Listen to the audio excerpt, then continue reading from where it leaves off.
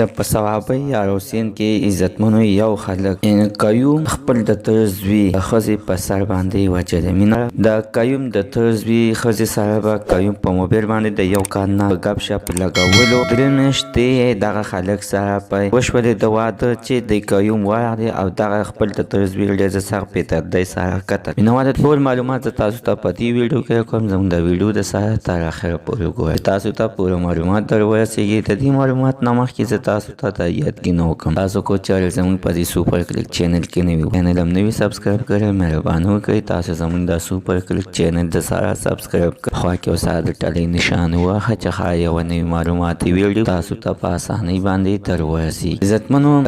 صوابۍ په یاروسین کې دا واقعه مخې ته راغلې ده چې قیوم خلک کې ښځې خپل خاوند د یار په سر باندې ډېره سخت بېدردۍ سره قتل کړی دی عزتمنو دغه دواړه اوس په جیل کې دي او قیوم هم واضحه کړې چې